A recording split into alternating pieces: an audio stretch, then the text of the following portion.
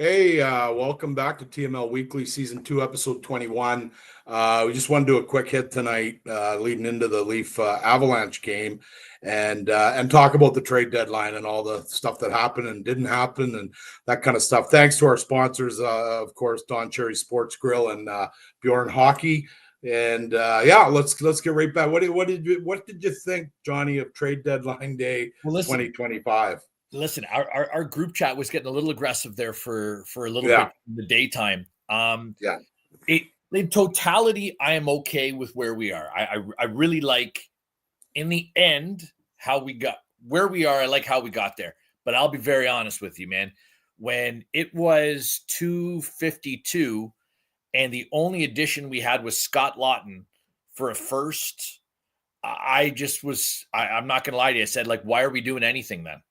Like, if Scott Lawton is the ad and we're giving away a first, I don't know that Scott Lawton is going to make a significant difference for us in the playoffs if that's all that we're doing.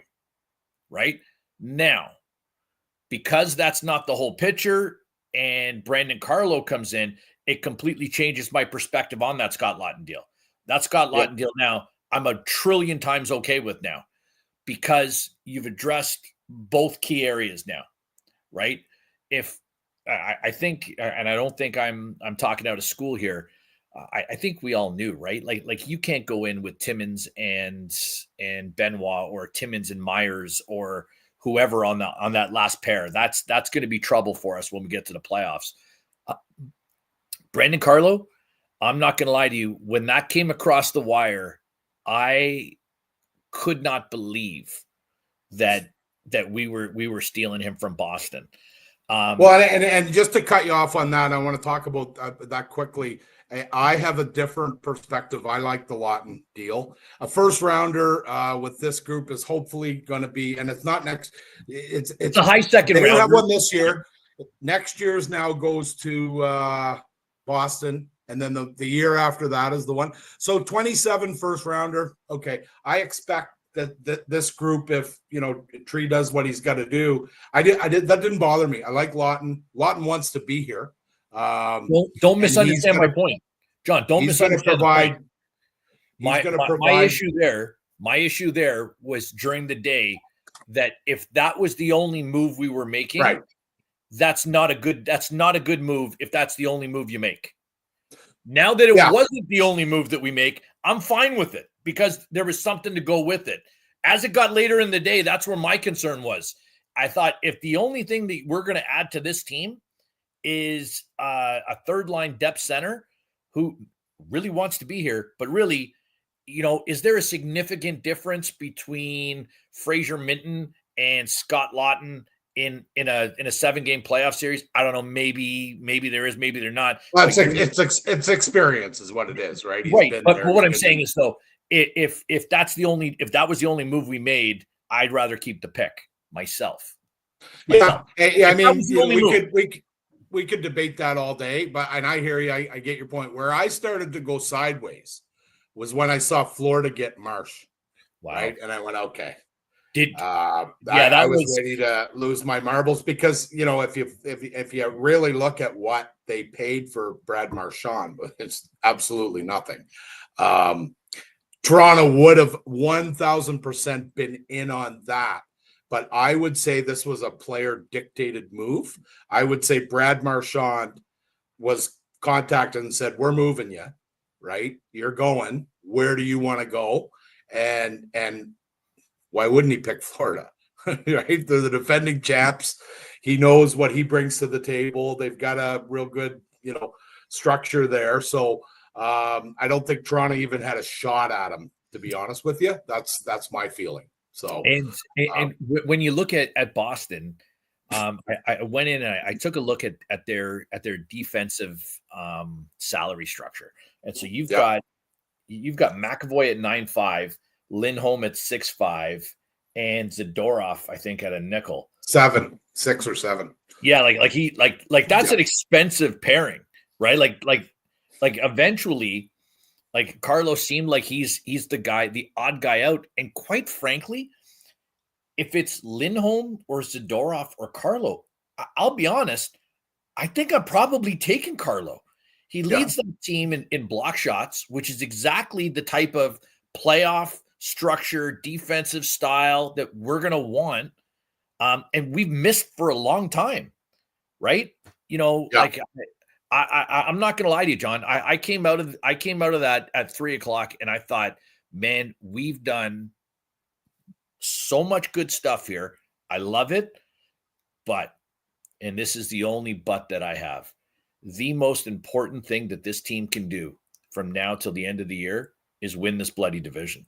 Oh yeah, absolutely. Like nothing is more important right now. One of the top 4 teams in the NHL is going to be out in the first round. Yeah. Yeah. Right. And Because 3 of the, in my Vegas, opinion, Dallas, right Colorado on the other side, one of those guys are probably out too.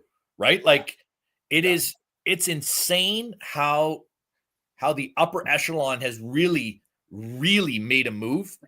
Oh yeah. It was an arms war, man. Wow. Like Dallas, holy smokes. And you know, we'll get into the Rantanen talk and so Toronto was 1,000% in on Rantanen. Do you want to go? Okay, let's, you know what? Let's just go there. Let's just go right to Rantanen because he was the kingmaker of the day. And this is unprecedented. Never a player of his level has been moved twice. Okay, so I got a trivia question for you. Trivia question. Great, and it's a great question too. Okay. He is Mikko Rantanen at 1.13 points per game is the highest average points per game player that has been moved at the trade deadline since who? Well, you got to give me a year and okay, I'll give you early 90s. Yeah. Early 90s, and I'm almost positive he's an American-born player. Played for Washington, played for Boston. Joey Juneau. Well done, Johnny. Great dig. Yeah. I saw that, and I thought back, and I went, "Wow, that's a hell of a flashback."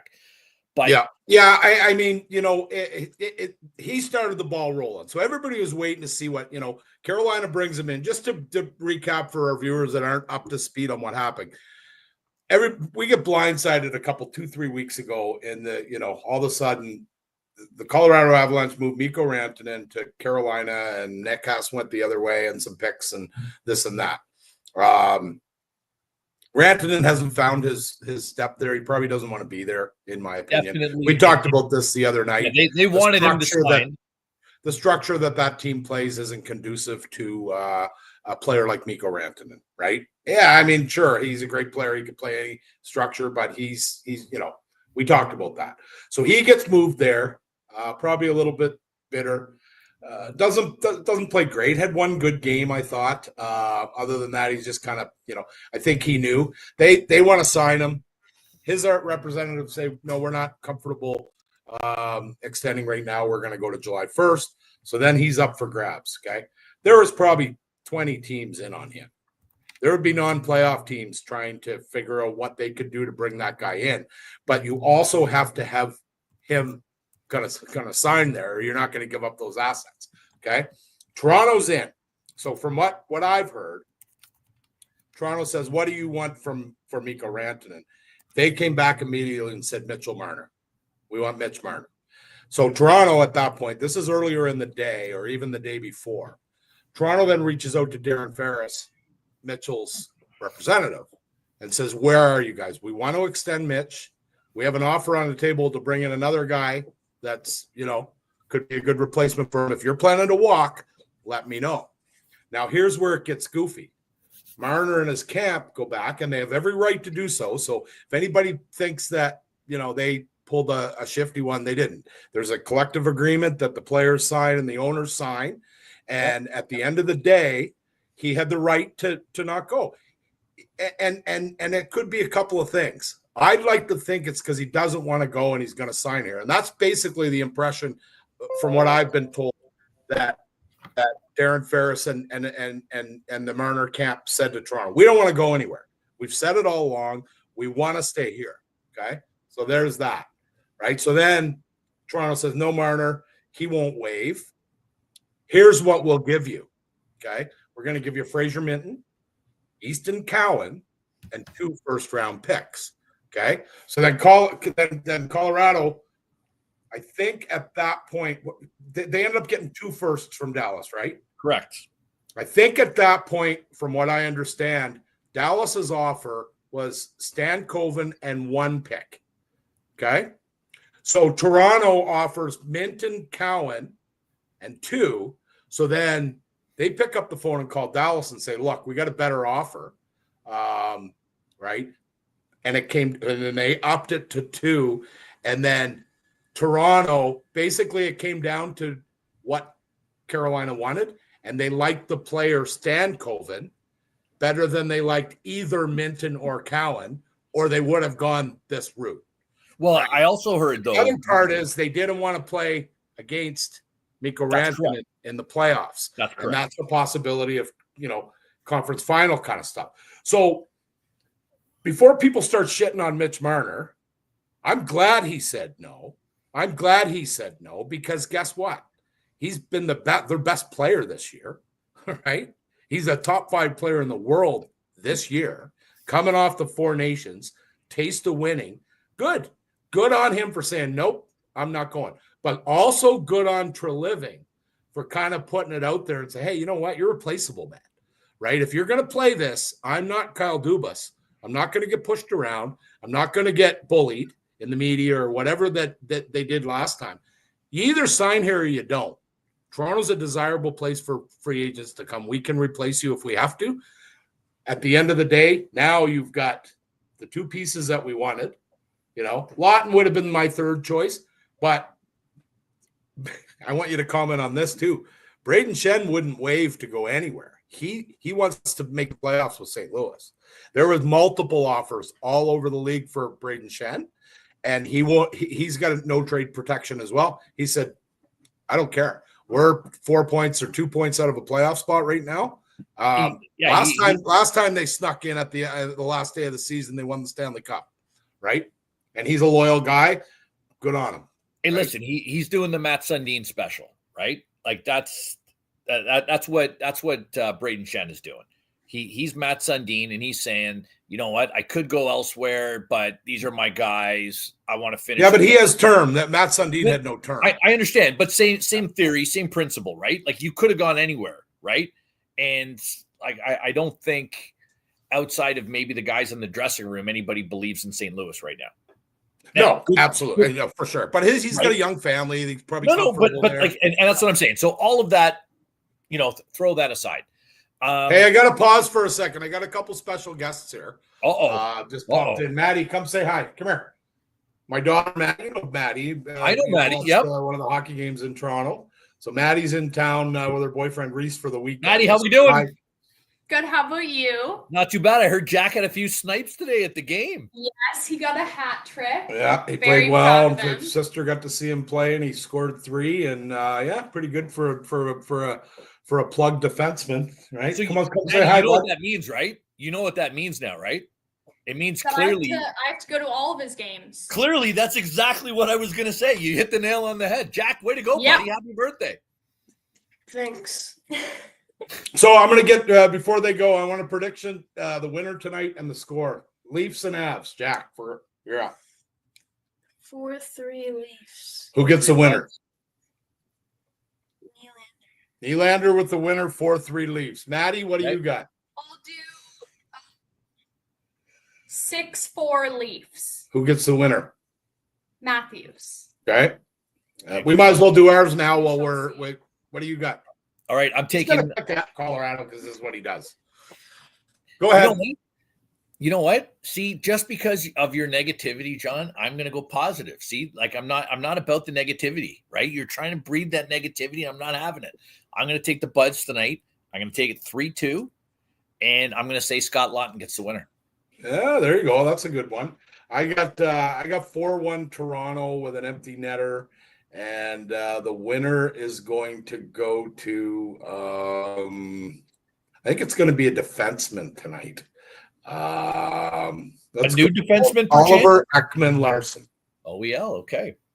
Yeah. Okay, so So getting back to the trade stuff, like it was hold on. goofy. It was. Let's go back. Let's go back to Mitch for a second because Yeah.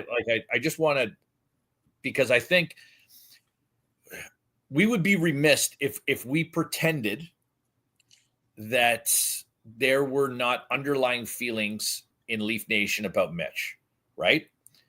And I think really where we are today is, and listen, Scott Lawton is great, and Brendan Carlo is great, but we all know if 16 and 34 don't live up to the hype, it doesn't matter. It doesn't matter. And so we've done this show now. This is 2, maybe 3 years that we've done playoff stuff on this. And every year I have said, what is the number one most important thing that the Maple Leafs can do is have 16 show up and be the best player on the ice. And so all of this stuff is fantastic. You cannot look objectively and say we did not improve the team. We absolutely did. The real question is, when the ice shrinks and the contact starts and play tightens up, what happens to 16? That is the number one most important. I think we saw it a couple of weeks ago that what he's capable of. But again, keep in mind though, John, I agree. I don't think anybody disagrees with the fact that we know he's capable of it. Yeah, but he did it, and that's even a higher level and more intense and more eyeballs than anything. And that is why.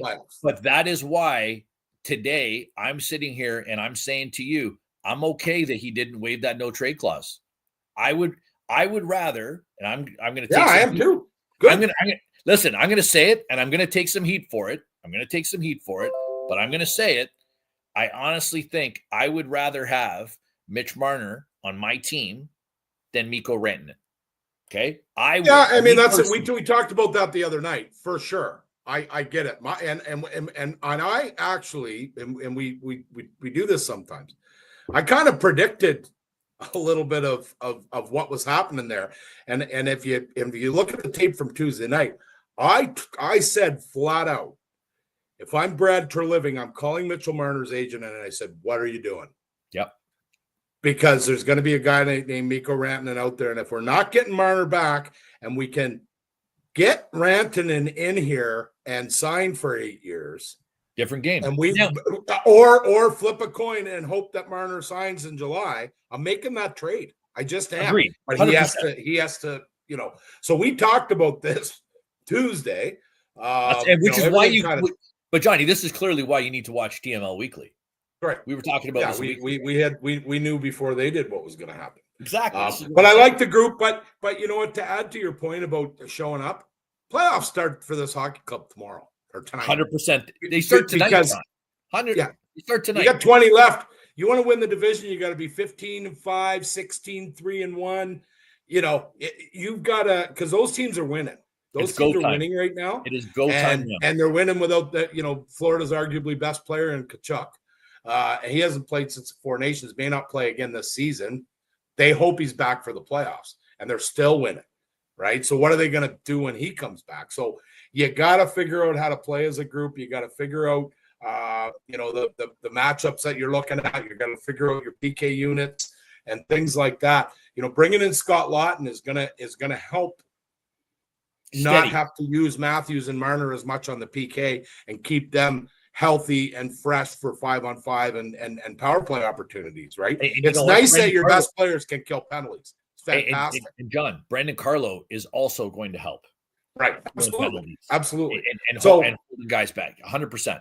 Playoffs start tonight. They got to go into Denver. I got a buddy, probably a couple buddies at the game here. Mike Dobbs just said, let's go Avalanche. So Mike's a good old buddy, lives in Denver. He's got a beard on him down to here, and just a beaut, football player, but we'll forgive him for that. He likes the Avs, and his brother Bill.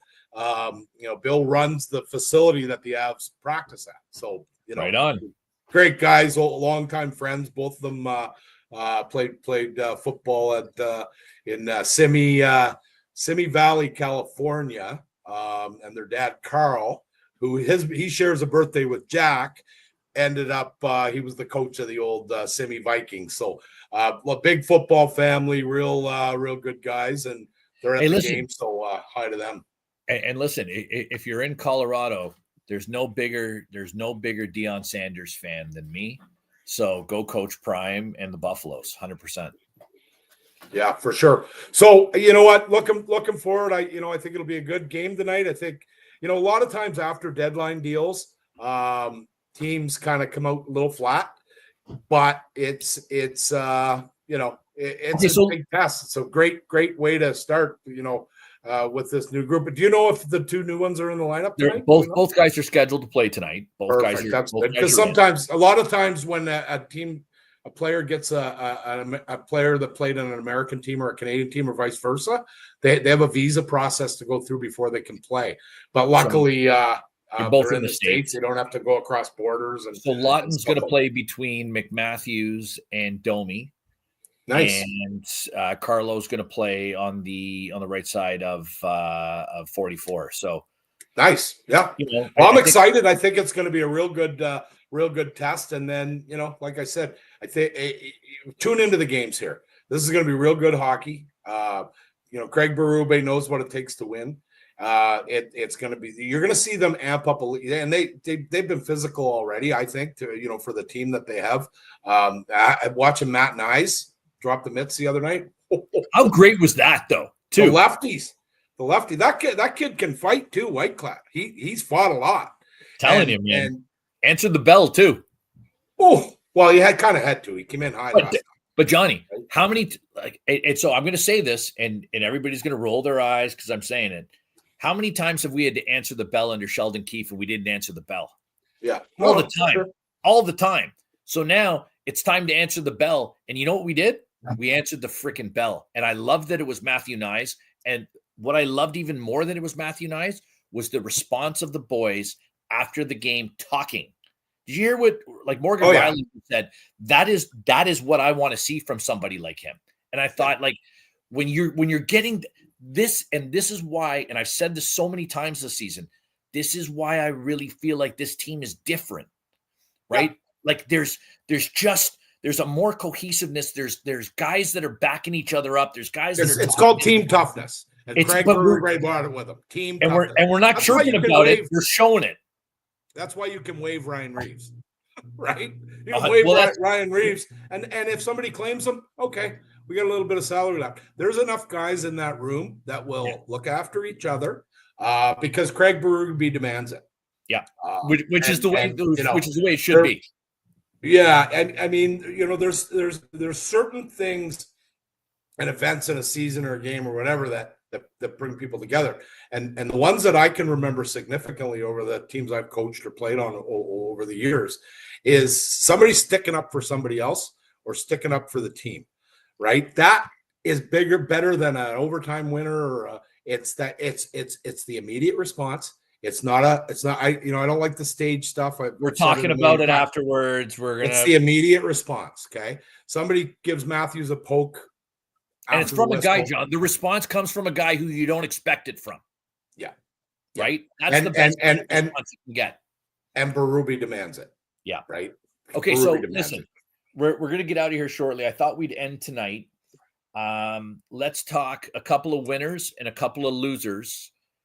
From trade deadline day. Who is your big winner of trade deadline day? Well, I always look at it and I say if you can get the best player,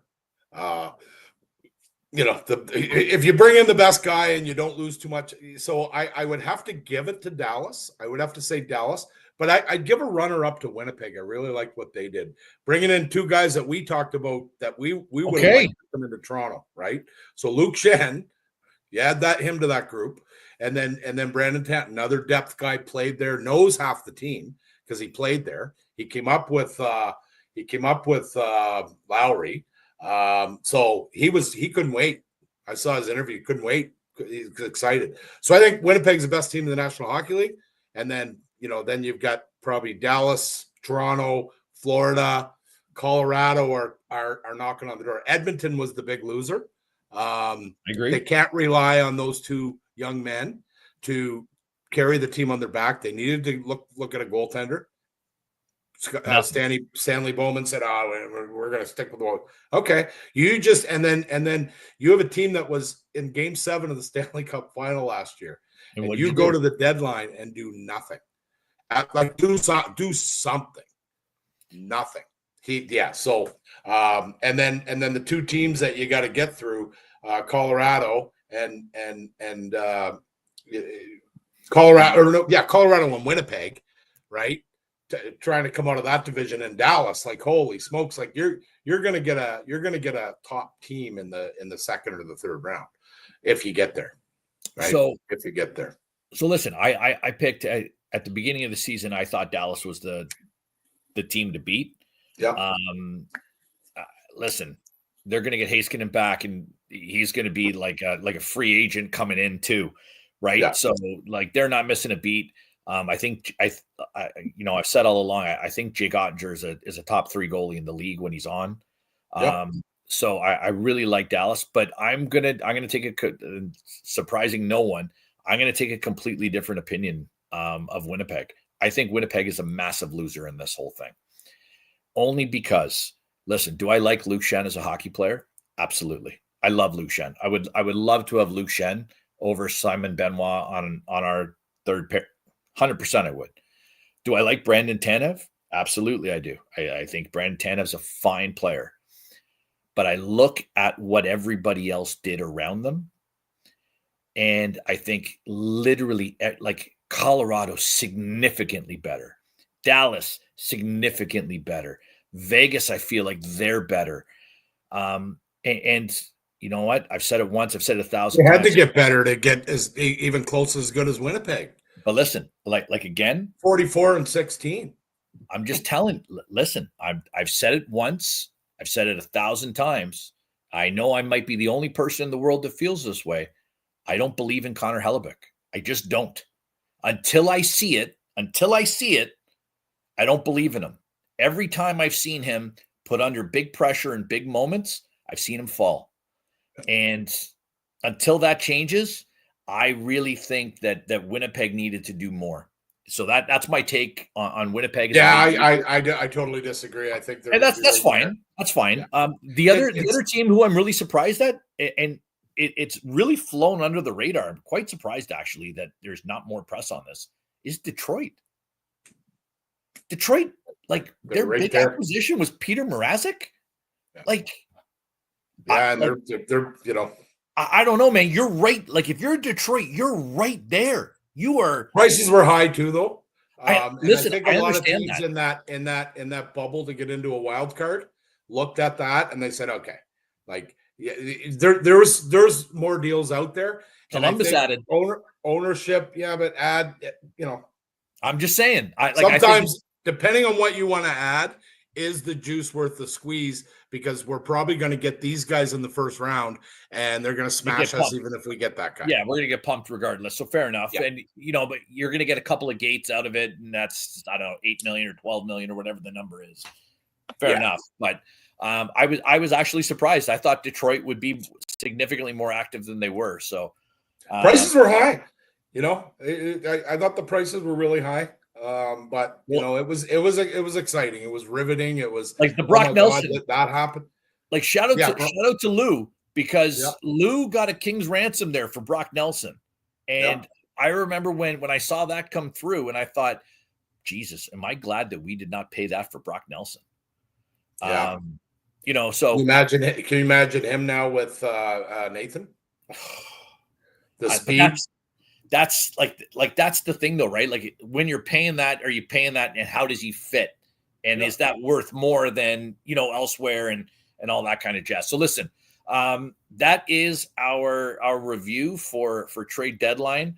We'll be back on Tuesday. We'll talk about this game tonight. We'll set up the following week. We want to send a special shout out to Don Cherry Sports Grill, Bjorn Hockey. And tune into the Leafs tonight for the debut of Brendan Carlo and Oakville's own Scott Laughton. Go Leafs, go. See you Tuesday.